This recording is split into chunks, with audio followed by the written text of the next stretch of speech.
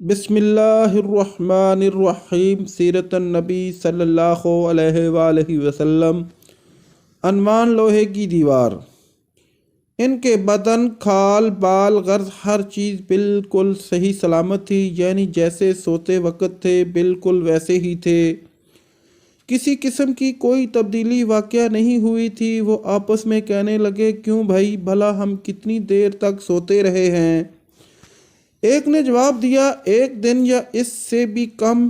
یہ بات اس نے اس لیے کہی تھی کہ وہ صبح کے وقت سوئے تھے اور جب جاگے تو شام کا وقت تھا، اس لیے انہوں نے یہی خیال کیا کہ وہ ایک دن یا اس سے کم سوئے ہیں۔ پھر ایک نے یہ کہہ کر بات ختم کر دی، اس کا درست علم تو اللہ کو ہے۔ اب انہیں شدید بھوک پیاس کا احساس ہوا۔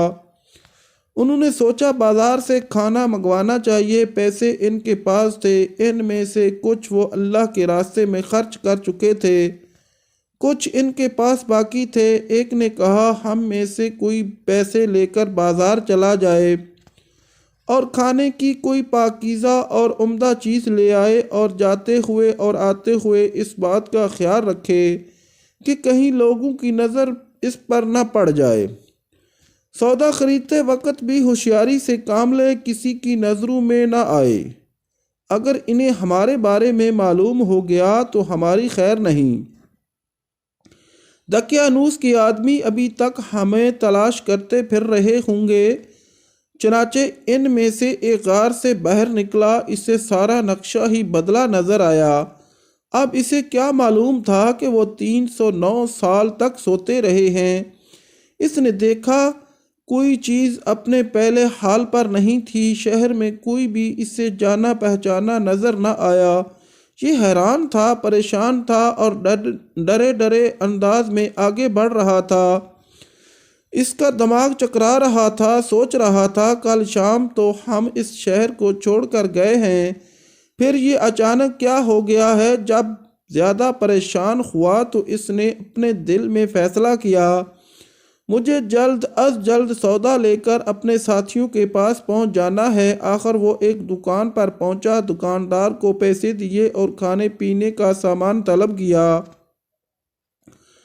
دکاندار اس سکے کو دیکھ کر حیرت زدہ رہ گیا۔ اس نے وہ سکہ ساتھ والے دکاندار کو دکھایا اور بولا، بھائی ذرا دیکھنا، یہ سکہ کس زمانے کا ہے؟ اس نے دوسرے کو دیا۔ اس طرح سکہ کئی ہاتھوں میں گھوم گیا۔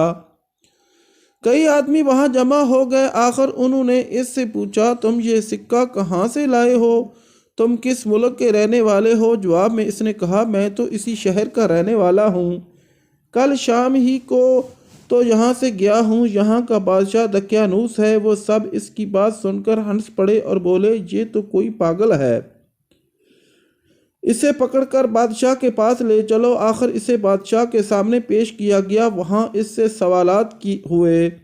اس نے تمام حال کہہ سنایا۔ بادشاہ اور سب لوگ اس کی کہانی سن کر حیرت زدہ رہ گئے۔ آخر انہوں نے کہا، اچھا ٹھیک ہے، تم ہمیں اپنے ساتھیوں کے پاس لے چلو، وہ غار ہمیں بھی دکھاؤ۔ چنانچہ سب لوگ اس کے ساتھ غار کی طرف روانہ ہوئے۔ ان نوجوانوں سے ملے اور انہیں بتایا کہ دقیانوس کی بادشاہت ختم ہوئے 3 صدیاں بیت چکی ہیں اور اب یہاں اللہ کے نیک بندوں کی حکومت ہے۔ بہرحال ان نوجوانوں نے اپنی بقیہ زندگی اسی غار میں گزاری اور وہیں وفات پائی۔ بعد میں لوگوں نے ان کے اعزاز کے طور پر پہاڑ کی بلندی پر ایک مسجد تعمیر کی تھی۔ ایک روایت یہ بھی ہے کہ جب شہر جانے والا پہلا نوجوان لوگوں کو لے کر غار کے قریب پہنچا تو اس نے کہا، تم لوگ یہیں ٹھہرو، میں جا کر انہیں خبر کر دوں۔ اب یہ ان سے الگ ہو کر غار میں داخل ہو گیا۔ ساتھ ہی اللہ تعالیٰ نے ان پر پھر نیند طاری کر دی۔ بادشاہ اور اس کے ساتھی اسے تلاش کرتے رہ گئے، نہ وہ ملا نہ ہی وہ غار میں نظر آیا۔ اللہ تعالیٰ نے ان کی نظروں سے غار کو اور ان سب کو چھپا دیا۔ ان کے بارے میں لوگ خیال ظاہر کرتے رہے کہ وہ 7 تھے، 8واں ان کا کتا تھا، یا وہ 9 تھے، 10واں ان کا کتا تھا۔ بہرحال ان کی گنتی کا صحیح علم اللہ ہی کو ہے۔ اللہ تعالیٰ نے اپنے نبی صلی اللہ علیہ وآلہ وسلم سے ارشاد فرمایا، ان کے بارے میں زیادہ بحث نہ کریں اور نہ ان کے بارے کسی سے دریافت کریں، کیونکہ ان کے بارے میں لوگ اپنی طرف سے باتیں کرتے ہیں، کوئی صحیح دلیل ان کے پاس نہیں۔ مشرکین کا دوسرا سوال تھا، ذوالقرنین کون تھا؟ ذوالقرنین کے بارے تفصیلات یوں ملتی ہیں، ذوالقرنین ایک نیک، خدا رسیدہ اور زبردست بادشاہ تھا۔ انہوں نے 3 بڑی مہمات سر کی تھیں۔ پہلی مہم میں وہ اس مقام تک پہنچے جہاں سورج غروب ہوتا ہے۔ یہاں انہیں ایک ایسی قوم ملی جس کے بارے میں اللہ نے انہیں اختیار دیا کہ چاہیں تو اس قوم کو سزا دیں، چاہیں تو ان کے نزدیک نیک سلوک کریں۔ ذوالقرنین نے کہا کہ جو شخص ظالم ہے ہم اسے سزا دیں گے اور مرنے کے بعد اللہ تعالیٰ بھی اسے سزا دیں گے، البتہ مومن بندوں کو نیک بدلہ ملے گا۔ دوسری مہم میں وہ اس مقام تک پہنچے جہاں سے سورج طلوع ہوتا ہے۔ وہاں انہیں ایسے لوگ ملے جن کے مکانات کی کوئی چھت وغیرہ نہیں تھی۔ تیسری مہم میں وہ 2 گھاٹیوں کے درمیان پہنچے۔ یہاں کے لوگ ان کی بات نہیں سمجھتے تھے۔ انہوں نے اشارے میں یا ترجمان کے ذریعے یاجوج ماجوج کی تباہ کاریوں کا شکوہ کرتے ہوئے ان سے درخواست کی کہ وہ ان کے اور یاجوج ماجوج کے درمیان بند باندھ دیں۔ ذوالقرنین نے لوہے کی چادر منگوائی، پھر ان سے ایک دیوار بنا دی۔ اس میں تانبا پگھلا کر ڈالا گیا۔ اس کام کے ہونے پر ذوالقرنین نے کہا، یہ اللہ کا فضل ہے کہ مجھ سے اتنا بڑا کام ہو گیا۔ قیامت کے قریب یاجوج ماجوج اس دیوار کو توڑنے میں کامیاب ہو جائیں گے۔ ذوالقرنین کے بارے میں مختلف وضاحتیں کتابوں میں ملتی ہیں۔ قرنین کے معنی 2 سمتوں کے ہیں۔ ذوالقرنین دنیا کے 2 کناروں تک پہنچے تھے، اس لیے انہیں ذوالقرنین کہا گیا۔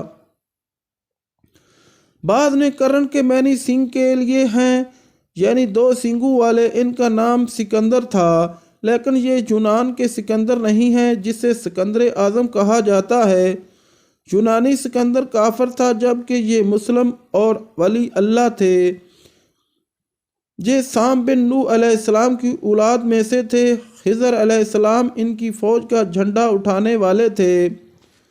تیسرا سوال یعنی روح کے بارے میں اللہ تعالیٰ نے ارشاد فرمایا، یہ لوگ آپ سے روح کے بارے میں پوچھتے ہیں، آپ فرما دیجئے کہ روح میرے رب کے حکم سے قائم ہے، یعنی روح کی حقیقت اس کے علم میں ہے، اس کے سوا اس کے بارے میں کوئی نہیں جانتا۔ روح کے بارے میں یہودیوں کی کتابوں میں بھی بالکل یہی بات درج تھی کہ روح اللہ کے حکم سے قائم ہے، اس کا علم اللہ ہی کے پاس ہے اور اس نے اپنے سوا کسی کو نہیں دیا۔ یہودیوں نے مشرکوں سے پہلے ہی کہہ دیا تھا کہ اگر انہوں نے روح کے متعلق کچھ بتایا تو سمجھ لینا وہ نبی نہیں ہیں۔ اگر صرف یہ کہا کہ روح اللہ کے حکم سے قائم ہے تو سمجھ لینا کہ وہ سچے نبی ہیں۔ آپ نے بالکل یہی جواب ارشاد فرمایا۔ لگے ہاتھوں یہاں ایک واقعہ بھی سن لیں۔ جب مسلمانوں نے ہندوستان فتح کیا تو ہندو مذہب کا ایک عالم مسلمان عالموں سے مناظرہ کرنے کے لیے آیا۔ اس نے مطالبہ کیا، میرے مقابلے میں کسی عالم کو بھیجو۔ اس پر لوگوں نے امام رکن الدین کی طرف اشارہ کیا۔ بقیہ انشاءاللہ اگلی قسط میں۔ ناظرین، اگر ہماری ویڈیو اچھی لگے تو ہمارے چینل کو سبسکرائب کریں، لائک کریں، شیئر کریں اور اللہ تعالیٰ کے کسی ایک نام کے ساتھ کمنٹس ضرور کریں۔ شکریہ۔